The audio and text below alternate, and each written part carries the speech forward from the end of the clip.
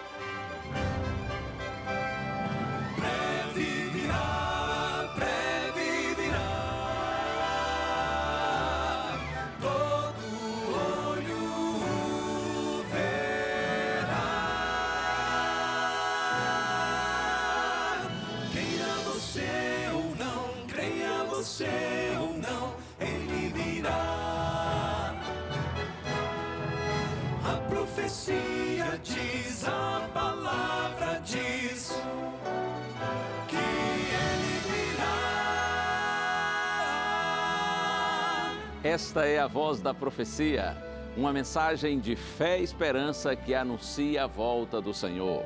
Porque a nossa salvação está agora, mais perto do que quando no princípio cremos. Vai alta a noite e vem chegando o dia. Servos de Deus, a trombeta tocai, breve Jesus voltará. A todo mundo a mensagem levai, breve Jesus voltará. Breve virá, breve virá, breve Jesus.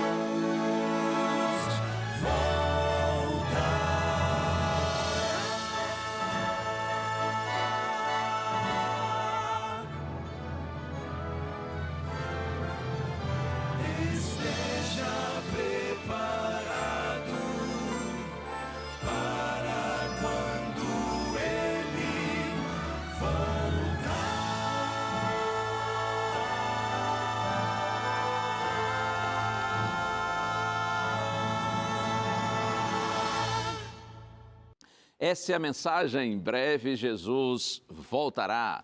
Nossa bendita esperança, e com essa certeza eu cumprimento você com muito carinho e gratidão por sua audiência.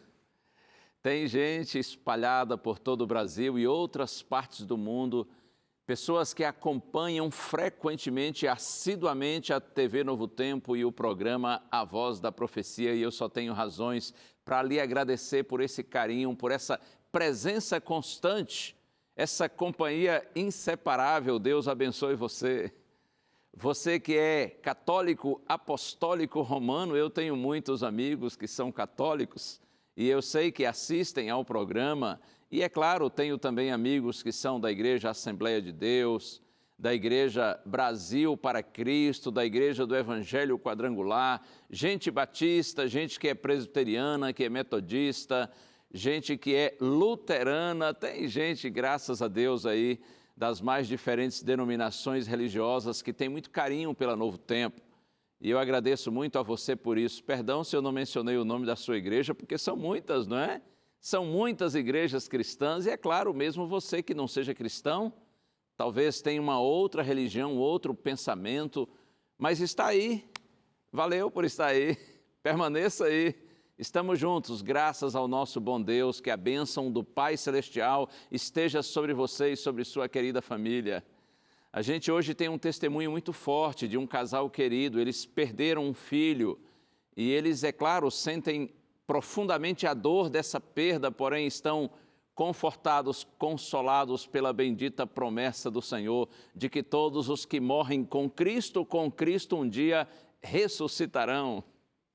E o quarteto vai cantar suas músicas e eu terei o prazer de pregar, e o tema da mensagem você já viu aí, o Senhor da vida. Está no ar a voz da profecia.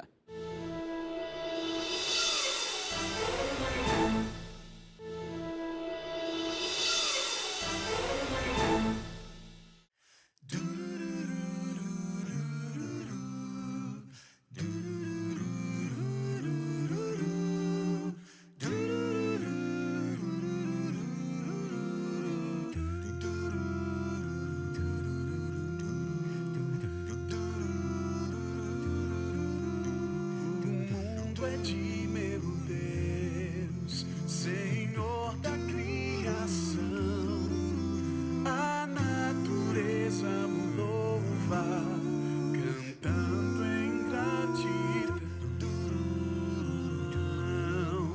O mundo é de meu Deus, conforta assim pensar. Foi Deus quem fez a terra e céu. Foi Deus quem fez o mar.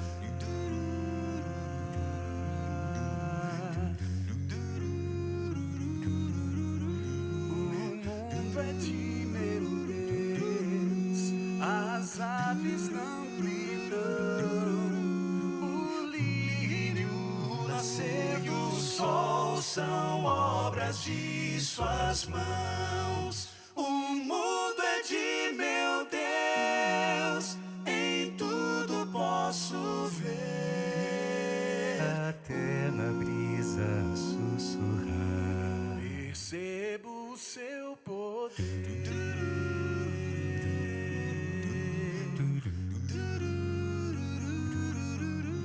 O mundo é de meu Deus, jamais esquecerei. O mal na cruz vencido foi por Cristo o grande Rei. O mundo é de meu Deus, Senhor da salvação. As marcas do seu grande amor estão em suas mãos.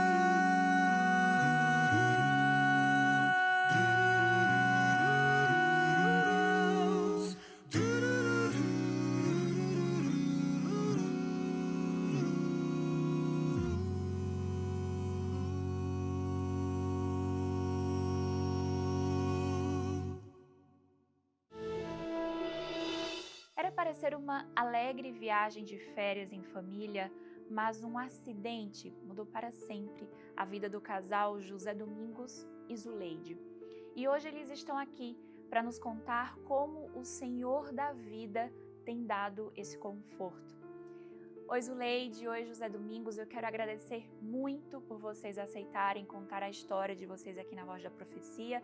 E eu queria que vocês se apresentassem, quanto tempo de casados, quantos filhos? Oi, tudo bom? Eu sou a Zuleide. José Domingos, nós somos casados...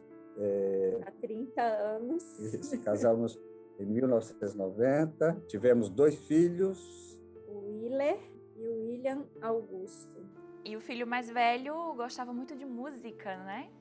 Ele respirava música, ele acordava e dormia respirando música. Então, assim, corria nas veias dele música, né? E quis fazer música, foi para o UNASP, Engenheiro Coelho, começou música e letras. Depois ele fez uma pausa, fez um intercâmbio, passou um tempo morando nos Estados Unidos. Então foi nesse período que ele voltou do exterior, estava com vocês, e aí vocês decidiram fazer uma viagem de férias, não é?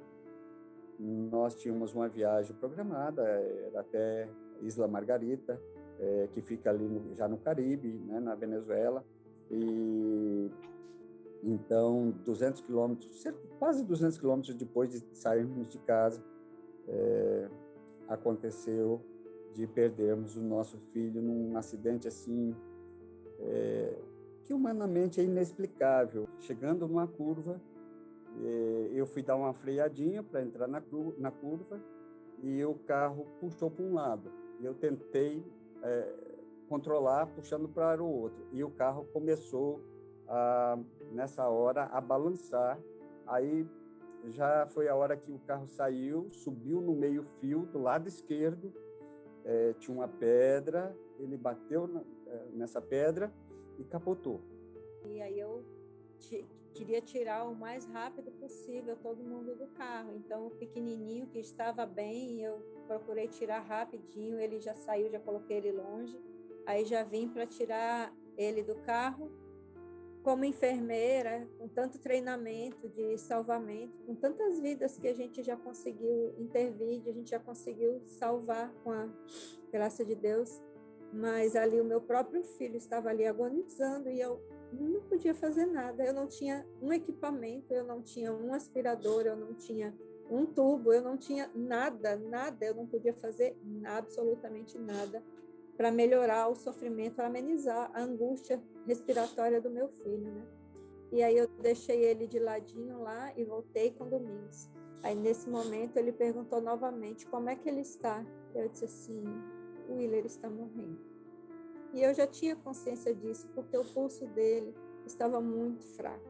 E quando ela disse, ele está morrendo, eu pensei, e ela disse da impotência, né, dela, e eu, impotente, eu não podia fazer nada, não podia nem me mover. E eu pensei numa coisa, assim, lá na cruz, enquanto Cristo estava na cruz morrendo, Deus podia ter feito alguma coisa. Mas Ele não fez. Por causa de mim, de todos nós. Por minha causa, por todos nós. Então, esse Jesus que ressuscitou é o que nós acreditamos que em breve vai ressuscitar o nosso filho e todos aqueles que morreram nessa esperança. Resolvemos falar um pouquinho da nossa dor, dividir com vocês um pouquinho daquilo que nós passamos, para que possa também renovar no seu coração, no coração de quem está atravessando esse momento difícil, essa esperança. Se apegue a Deus, se apegue ao único que é capaz de renovar as suas forças, porque vai ter momentos que a gente realmente se sente lá no chão, que você acha que não vai conseguir se reerguer. Mas é nesse momento que Deus te pega lá no fundinho do poço e fala, eu estou aqui, minha filha. Muito obrigada por vocês aceitarem compartilhar essa história, como vocês falaram que falar não é fácil, é doloroso, né? É relembrar, reviver. Então eu quero agradecer muito a vocês pela disposição, pela coragem. E eu tenho certeza que Deus vai usar o testemunho de vocês para impactar outras pessoas também que passam, infelizmente, pela mesma situação. Amém. Nós queremos isso. Nós queremos isso.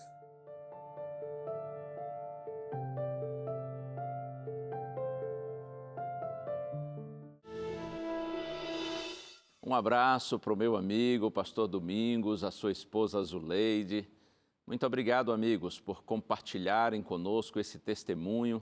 E isso fica forte assim no coração da gente, né? Mexe com as nossas emoções. Afinal de contas, eu imagino ser muito difícil realmente perder um filho, mas Deus seja louvado pela obra do Espírito Santo, pela palavra, pela Santa Bíblia que nos conforta, que nos orienta, porque o Senhor é bom, não é? O Senhor é maravilhoso. No meio das nossas tristezas e lutas da vida, Ele consola o nosso coração. Deus abençoe vocês na certeza de que um dia todos os salvos em Cristo se reencontrarão e o nosso reencontro será eterno. Eu tenho aqui nas minhas mãos esse estudo bíblico, Jesus, Restaurador da Vida, e eu ofereço para você gratuitamente. Esse é um presente daqui da Novo Tempo para você. São 20 temas bíblicos apresentados numa linguagem bem fácil, bem agradável, nessa revista ilustrada, muito bonita, muito bem feita, tudo com o objetivo de você conhecer melhor as Escrituras Sagradas. Deseja esse presente? Peça que a gente lhe manda gratuitamente. É só você ligar para a gente em horário comercial. O telefone está aí, 0 operadora 12 21 27 31 21. Você fala com a equipe da Escola Bíblica. Outra opção é você entrar em contato com a gente através do WhatsApp. O número está aí na tela, você anota esse número e faça contato com a gente e manda uma mensagem de texto dizendo que você quer esse material, Jesus, Restaurador da Vida, e vai chegar às suas mãos gratuitamente para abençoar a sua vida. A gente vai ter agora um pequeno intervalo, na sequência eu volto e nós vamos abrir a palavra de Deus num poderoso texto bíblico onde o Senhor Jesus opera a ressurreição de um jovem que havia falecido. Eu amo essa mensagem e quero compartilhá-la com você.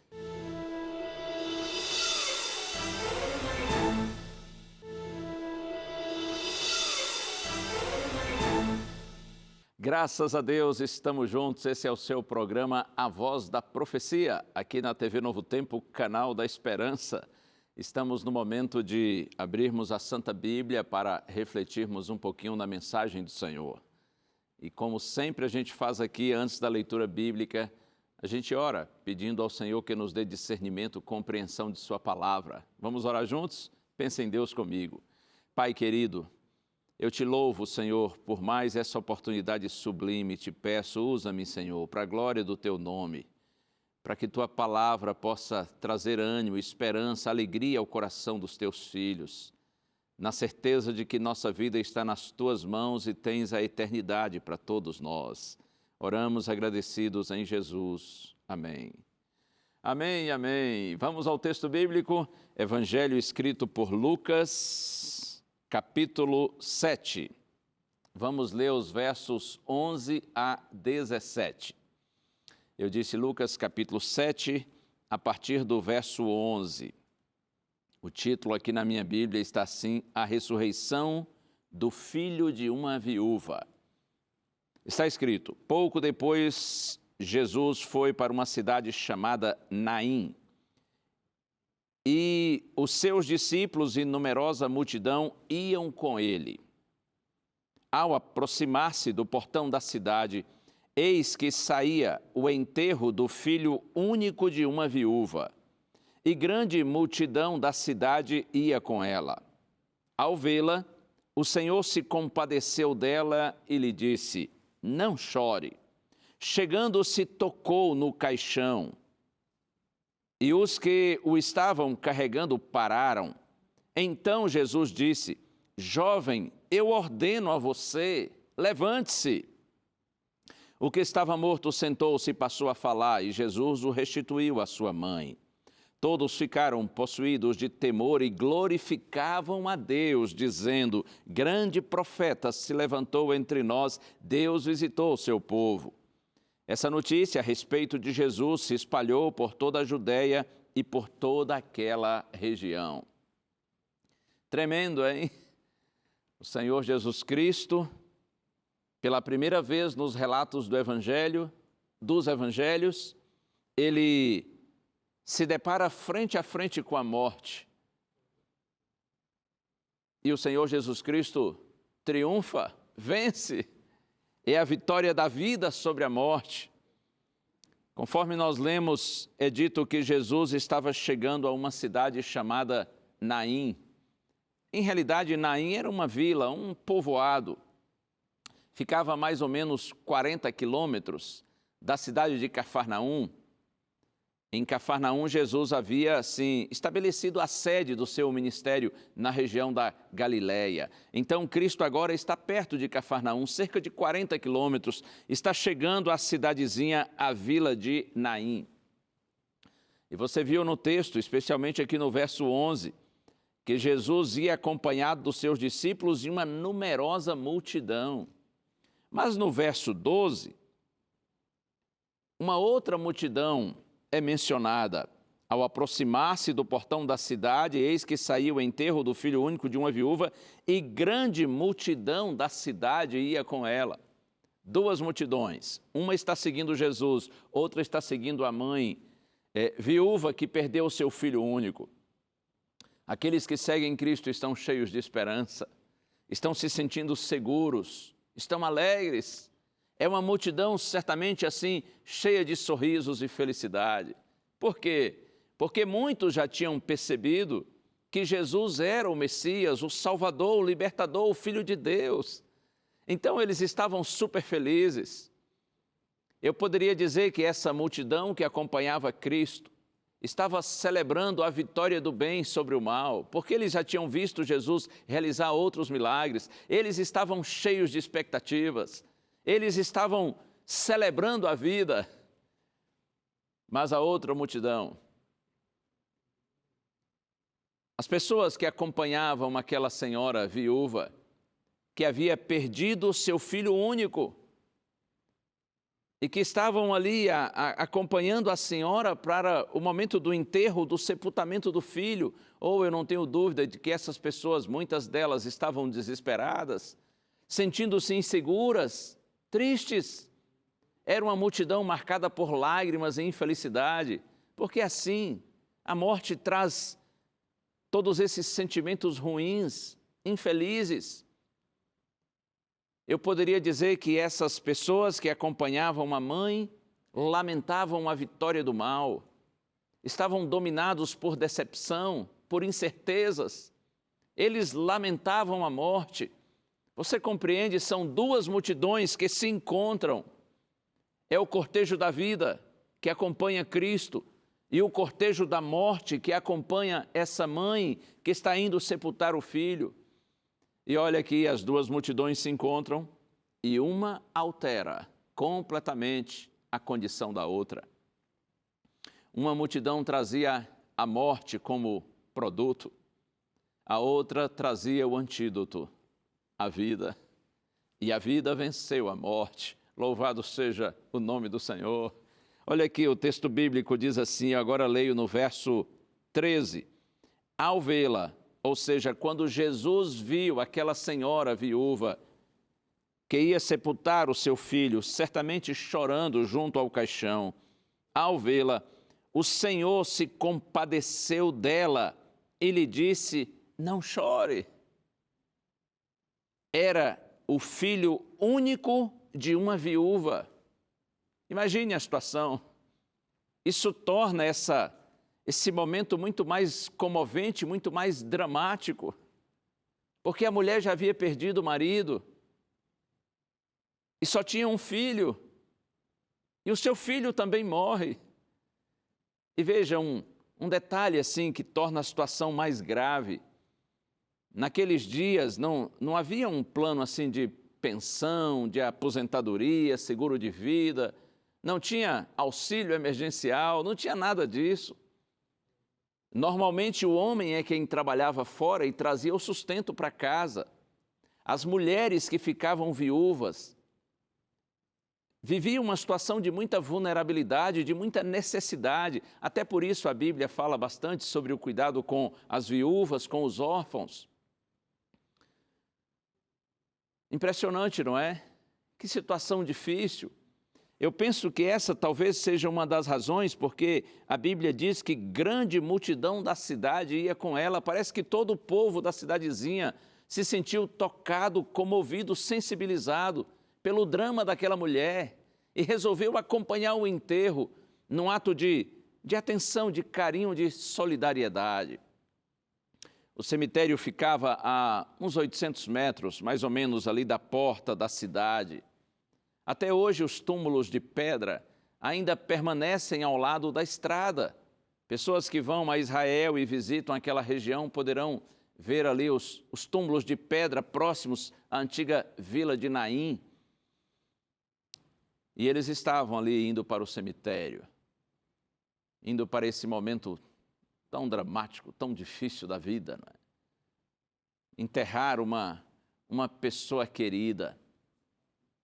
Como eu disse outro dia, esse assunto de morte é muito desagradável. É tão desagradável e é tão ruim que muitas pessoas têm até uma certa cisma, um certo receio em relação às pessoas mortas.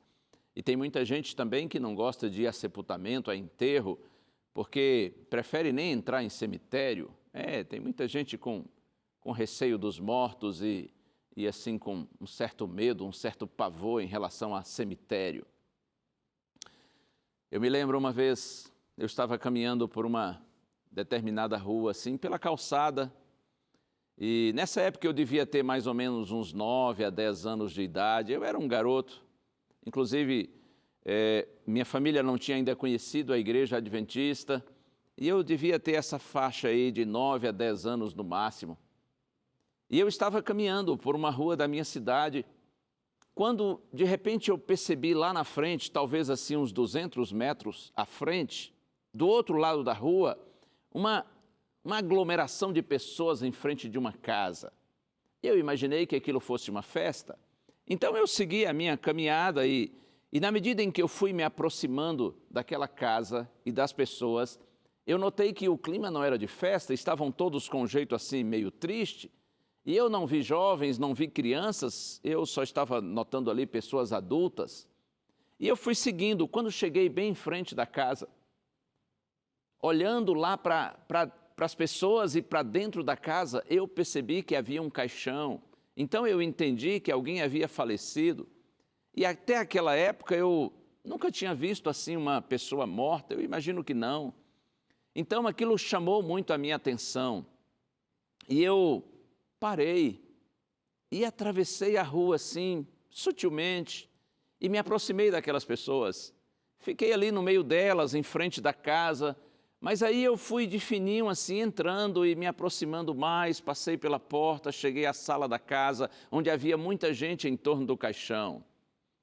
E não demorou muito, eu já estava bem ao lado do caixão, assim, olhando a pessoa que estava morta. Eu me lembro como hoje, era um senhor moreno, de bigode, o corpo dele estava quase todo coberto por flores, e somente assim o rosto e o peito, que não tinham flores, não estavam cobertos, as mãos estavam sobre o peito, e eu fiquei olhando aquele homem ali no caixão, e meio impressionado com aquela cena, curioso e impressionado, só que algo chamou muito a minha atenção. Quando eu estava olhando assim na direção dos pés dele, eu vi algumas flores do caixão se movimentarem assim e caírem para fora do caixão. Aí eu me assustei. Eu me assustei realmente assim, eu olhei de novo para ele e olhei para as pessoas. Quando eu olhei para as pessoas, já não tinha mais ninguém na sala. É sério, todo mundo já tinha desaparecido, já tinha corrido da sala quando as flores caíram de dentro do caixão. E aí eu senti vontade de gritar e eu cheguei a gritar assim um pouco, mas o grito maior foi quando eu percebi que as mãos do homem que estavam sobre o peito foram colocadas nas bordas do caixão. E ele ergueu assim o peito, as flores caíram, aí eu dei realmente um grito um pouco mais alto. E ele segurou firme nas bordas do caixão, ergueu o corpo e olhou bem nos meus olhos e me disse assim: menino, pega água para mim. Ou quando eu ouvi a voz dele, quando ele disse assim: menino, pega água para mim, aí o meu grito foi mais alto ainda. Eu queria correr, mas eu não conseguia. Você sabe quando, não sei se já aconteceu isso com você, numa situação, você sente vontade de correr, sente necessidade de correr, o cérebro dá a ordem para correr, mas as pernas não obedecem. Foi exatamente isso que aconteceu comigo. Eu fiquei paralisado diante dele, dizendo assim: menino, pega água para mim. E aí nessa hora eu gritei com força e com o meu grito eu acordei. É sério, eu estava sonhando. Na verdade foi um pesadelo. Eu acordei com as mãos suadas, acho que por pouco não fiz xixi na cama, porque foi um sonho pesado. Foi um pesadelo, misericórdia. É ruim quando a gente tem sonho assim, não é? Esse assunto de morte, às vezes, ele é meio assustador. Eu fico pensando na comoção gerada na cidadezinha de Naim, pelo fato daquela senhora viúva ter perdido o seu único filho. O povo se compadeceu da senhora, mas Jesus também. Vamos voltar à Bíblia. A história do sonho foi só para relaxar um pouquinho. Esqueça isso, tá bom? Foi só um sonho. Realmente eu não consegui esquecer mais. Mas isso também não me assusta e não me apavora. Vamos lá, voltando a Lucas capítulo 7. Agora, ainda no verso 13, está escrito: ao vê-la, o Senhor se compadeceu dela e lhe disse: não chores. Eu acho isso aqui tão lindo. Quando Jesus vê aquela senhora, ele se compadece dela. Na verdade, o Senhor sempre se compadece de todos os seres humanos em seus sofrimentos. Há outras menções nos evangelhos de Jesus sentindo compaixão de pessoas. Por exemplo, lá em Mateus capítulo 9, verso 36, Mateus diz assim, que em determinado momento, vendo Jesus as multidões, compadeceu-se delas, porque estavam aflitas e exaustas, como ovelhas que não têm pastor. Jesus se compadecendo das multidões. Jesus olhava as pessoas e via que elas estavam desanimadas, abatidas, sofridas, desesperadas. Como diz Mateus, estavam como ovelhas que não têm pastor. Havia muitos pastores em Israel, muitos líderes religiosos, mas eles estavam apacentando a si mesmos. Eles estavam preocupados somente com eles mesmos. Eles não cuidavam, não pastoreavam a igreja de Deus da forma devida. E Jesus, o bom pastor, quando vê as multidões tão carentes, necessitadas de uma palavra viva do céu, Jesus sente compaixão das multidões, diz Mateus. Mas eu gosto de pensar que o Senhor, quando olha do céu para a terra, Ele não apenas vê as multidões e se compadece delas. Quando Deus olha do céu para a terra, Ele vê cada um de nós. O Senhor vê cada pessoa sofrida, cada indivíduo em sua realidade. No meio da multidão, no meio da massa, Ele vê cada um de nós. E observe uma coisa, pelo menos de acordo com o relato bíblico, aquela senhora não pediu o milagre da ressurreição do filho, mas Cristo respondeu à oração não pronunciada. Qual o pai, qual a mãe que vendo um filho num caixão não deseja vê-lo ressuscitar, voltar à vida? Jesus atendeu à oração não pronunciada daquela mãe sofrida. Isso me faz pensar no texto de Paulo, Efésios 3:20, quando ele diz assim que Deus é poderoso para fazer infinitamente mais do que tudo quanto nós pedimos ou pensamos. Glória a Deus por isso. O Senhor é poderoso para fazer infinitamente mais do que tudo quanto nós pedimos ou pensamos. O desejo de Deus vai muito além do melhor que nós desejamos para nós e para as pessoas que nós amamos. Ele é infinitamente capaz de fazer muito mais do que nós pedimos ou pensamos. E foi exatamente isso que aconteceu. Jesus se compadeceu daquela senhora, ele sentiu compaixão dela. Compaixão é uma emoção profunda que leva você a colocar-se no lugar do outro em seu sofrimento, a sentir sua dor e decidir ajudá-lo. Compaixão é uma emoção que gera uma ação em favor do outro. Eu acho interessante que algum tempo depois, em situação semelhante, em situação de sepultamento, de enterro, de morte de alguém, Jesus sentiu tanta compaixão das pessoas naquela hora que ele chegou a chorar. Lembra desse episódio bíblico, João capítulo 11, eu estou me referindo ao momento da ressurreição de Lázaro, o amigo de Jesus. A palavra de Deus diz que diante do túmulo de Lázaro, o Senhor Jesus Cristo chegou a chorar. Eu gosto de pensar que quando o homem chora, quando nós choramos, choramos por nossas impossibilidades, por nossas limitações, por nossa impotência. Mas quando Deus chora por sua empatia, Deus chora por sua compaixão, por seu amor. Então Jesus se aproximou daquela senhora, da mãe do garoto, e disse assim: não chore. E você me dirá, pastor, como assim? Dizer para uma mãe que está enterrando o filho, na hora do drama, na hora do sepultamento, dizer para essa mãe, não chore. Isso parece até uma certa insensibilidade. Afinal de contas, era uma senhora viúva que estava sepultando o seu filho único. Além disso, chorar faz bem. A gente sabe que chorar alivia. O choro é necessário, faz parte do processo de cura, de restauração do luto. Por que Jesus disse àquela senhora, num momento tão dramático, não chore? Eu penso que havia uma intenção. O Senhor queria inspirar confiança, esperança.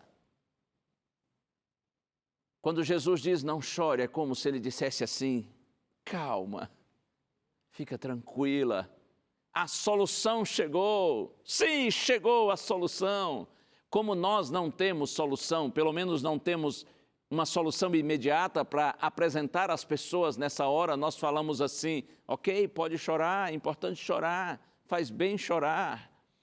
Jesus tinha o direito de dizer não chore, porque ele tinha o poder de eliminar a causa do choro daquela senhora. Jesus estava prestes a transformar a tristeza daquela mãe em grande alegria.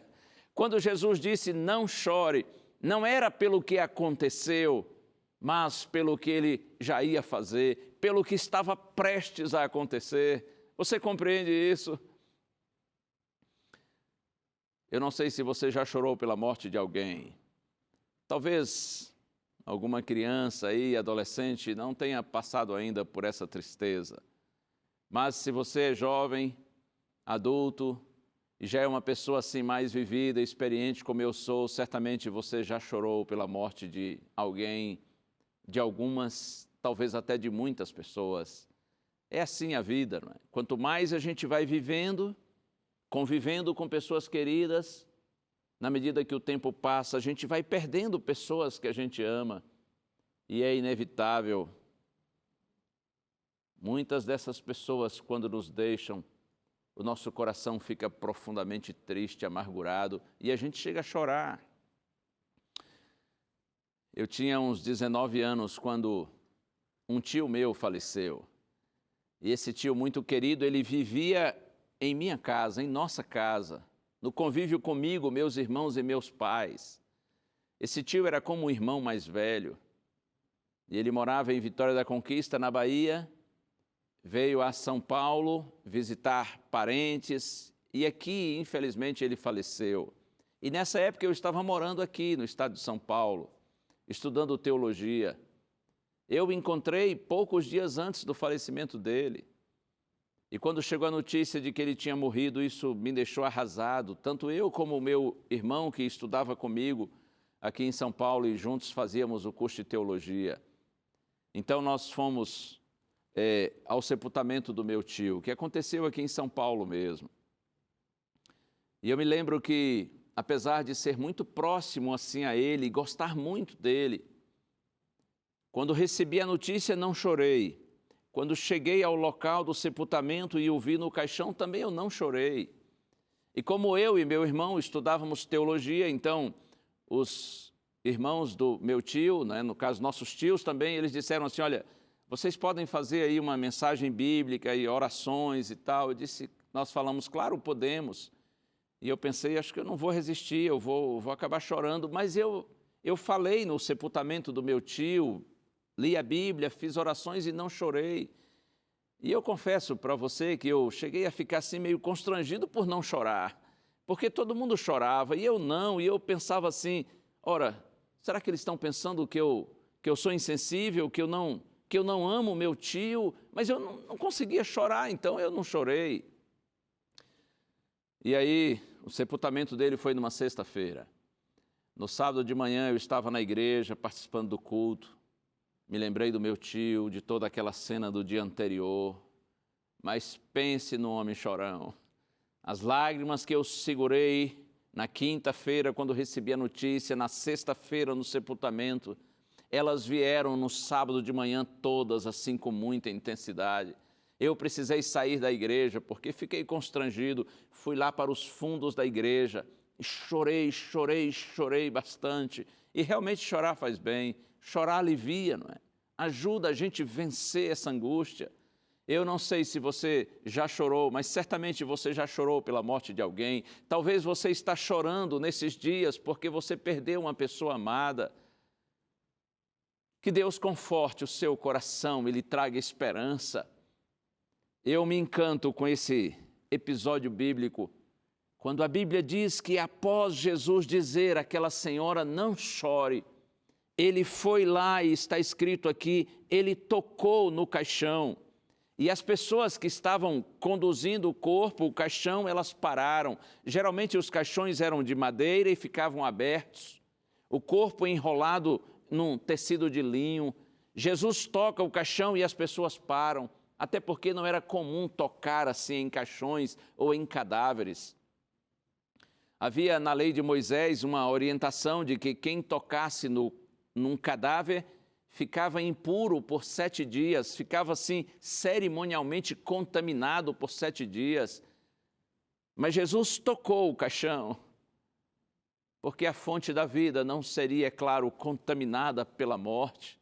E quando Jesus toca o caixão e as pessoas param, o mestre olha para aquele jovem morto e diz assim: jovem, eu te mando, eu te ordeno, levante-se. Ei, jovem, está na hora de se erguer, acorda aí, levante-se. Eu não sei se você já falou com uma pessoa morta ou já ouviu alguém falando com uma pessoa morta. Eu já vi mais de uma vez alguém falando com mortos.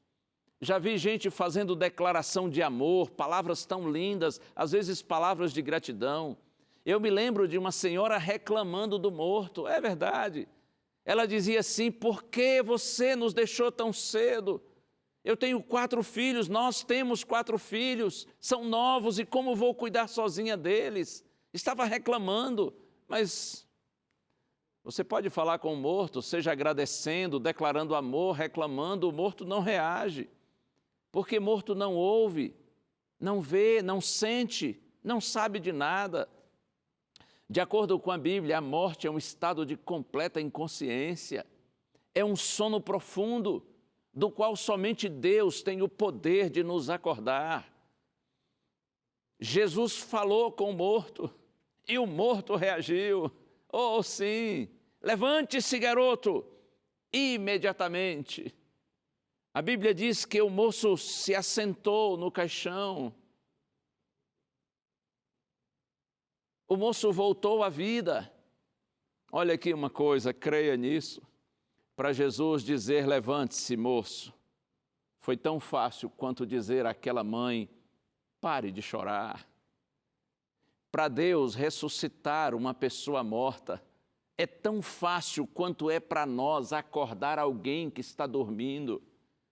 Não é fácil acordar uma pessoa que dorme? Sim. Claro que tem uns que são um pouco mais difíceis, mas acordam. Tem gente que tem o sono muito levezinho, você às vezes não precisa nem falar, só o fato de se aproximar a pessoa já acorda. Mas tem outros, especialmente crianças, adolescentes, às vezes tem um sono mais profundo e você precisa falar, e às vezes fala alto, e às vezes dá uma sacudidazinha, puxa o cobertor, joga água na cabeça, faz um esforço, mas acorda.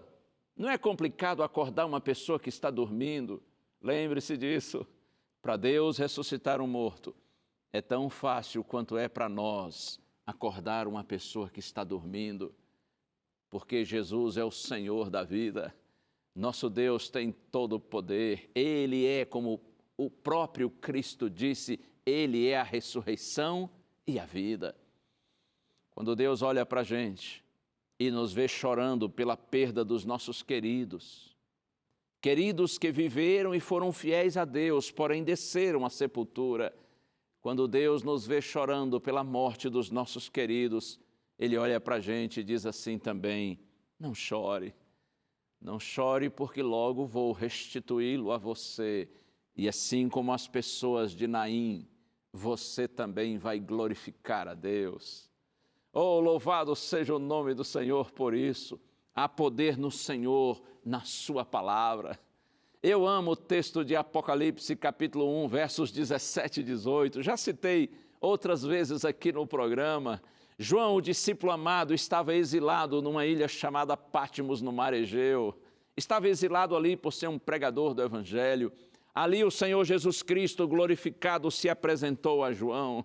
E João diz assim, quando eu o vi, eu caí a seus pés como morto, mas ele me tocou com sua mão direita. E ele me disse assim, João, não tenha medo, Eu sou o primeiro e o último. Em outras palavras, eu sou eterno. Eu sou aquele que esteve morto, porém vivo pelos séculos dos séculos. E Jesus disse assim: eu tenho as chaves da morte e do inferno. Oh, maravilha de Deus! Não tenha medo, João, disse Jesus, porque eu sou eterno. Eu estive morto, é verdade, João viu Jesus ser crucificado e sepultado, mas João também viu Jesus após a ressurreição. Eu estive morto, João, porém eu vivo pelos séculos dos séculos e eu tenho as chaves da morte e do inferno. Essa expressão, ter as chaves da morte e do inferno, é uma expressão figurada, é claro. Quando Jesus diz ter as chaves da morte, significa que ele tem autoridade sobre a morte, ele tem poder sobre a morte. E o inferno aí é a palavra grega Hades, que significa sepultura ou morada dos mortos. Jesus está dizendo assim: João, não tenha medo, eu tenho autoridade sobre a morte e sobre a sepultura. A sepultura não é a morada definitiva dos meus filhos, não, claro que não. Porque a Bíblia diz que todos os mortos um dia voltarão à vida. A diferença é que aqueles que morrem com Cristo, porque vivem com Cristo, eles ressuscitarão na primeira ressurreição, que é a ressurreição da vida eterna. Os outros mortos, segundo Apocalipse capítulo 20, serão ressuscitados somente 1000 anos depois, na segunda ressurreição, e essa é a ressurreição do juízo ou da condenação. A sepultura não é a morada definitiva dos filhos de Deus. Um dia nós estaremos juntos para sempre com o Senhor. Leia a palavra do Senhor e confie nela. Eu acabei de citar João capítulo 5, versos 28 e 29, quando Jesus diz que a gente não deve se maravilhar com isso, mas a verdade é que um dia todos os mortos, todos os que estão nos túmulos, diz Cristo, voltarão à vida. Os que fizerem o bem para a ressurreição da vida e os que fizerem o mal para a ressurreição do juízo ou da condenação. Jesus é o Senhor da vida e eu convido você para crer cada dia mais nesse Senhor bendito. Por falar em Senhor da vida, esse é o título do estudo que o Quarteto Arautos do Rei e eu preparamos recentemente e que você pode acompanhar através do site biblia.com.br. Você pode assistir esse estudo no site biblia.com.br. O título é esse, O Senhor da Vida. A gente, nesse estudo, dialoga, conversa a respeito de temas bíblicos e o quarteto canta lindas músicas. Faça esse curso com a gente, assista a esse curso em nosso site, você está vendo aí, biblia.com.br, o Senhor da Vida. E que essa bendita esperança esteja cada dia mais viva e forte no seu coração. Lembre-se disso, a morte não é a morada definitiva dos filhos de Deus. Nossa morada definitiva é na casa do Pai, é na presença do Senhor. Não vai demorar muito. E aquele que vem virá, ele não tardará. Todos os que morreram confiantes em Cristo serão ressuscitados.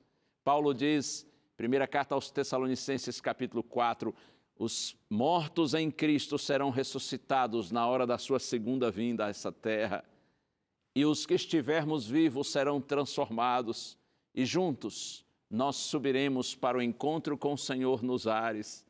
E a partir daí nós estaremos para sempre uns com os outros e todos com o nosso maravilhoso Senhor. E nós celebraremos por toda a eternidade nossa nova vida na presença de Deus. O quarteto vai cantar e a música trata exatamente desse tema, a chegada dos salvos no reino da glória, nossa bendita esperança. Ouça agora, Arautos do Rei, aleluia. Lar, enfim.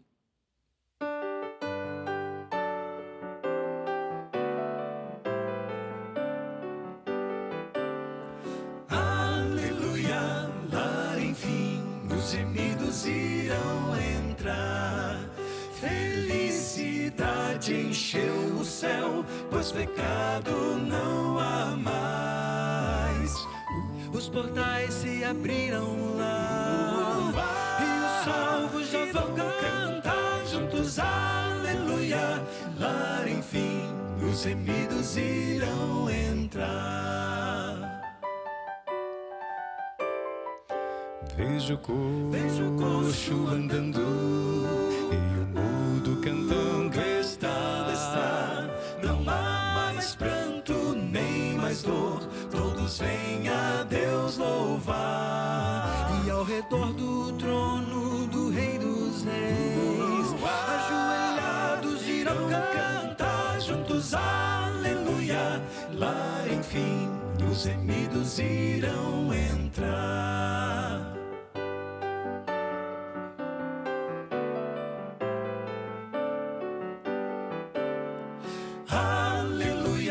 Posso ouvir vozes de anjos a cantar, o canto de Moisés ali ecoando pelo ar.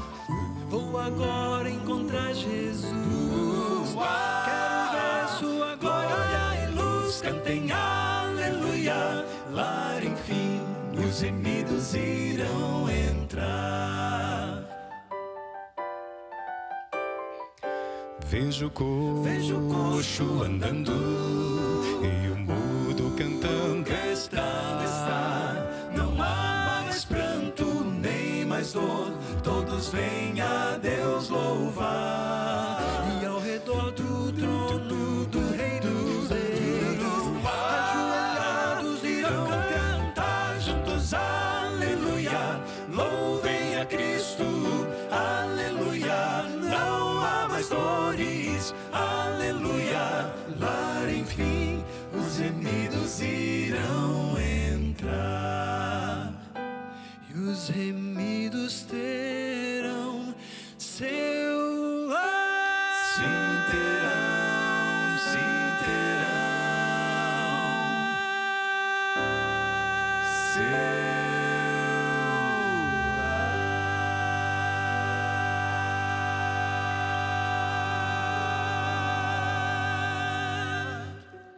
Como será glorioso esse dia, essa vida em realidade, porque assim, por toda a eternidade, os salvos glorificarão o nome do Senhor e teremos uma vida perfeita, feliz, com sentido e propósito.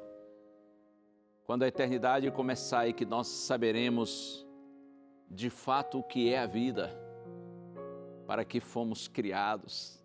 Tomara que quando esse dia chegar, você e eu estejamos lá. Amigo, amiga, acredite, depois da ressurreição de Cristo, o túmulo deixou de ser a porta de entrada para a morte e passou a ser a porta de saída. Porque todos os que vivem e creem no Senhor serão um dia ressuscitados por Ele e nós estaremos juntos na eterna presença do Senhor. Como diz o apóstolo Paulo, o último inimigo a ser vencido será a morte. E ele diz mais, ele diz assim que Jesus não só destruiu a morte, como também Jesus trouxe a vida, a luz e a imortalidade. Oh, bendito Cristo! Que você confie no Senhor de todo o seu coração, viva com Ele.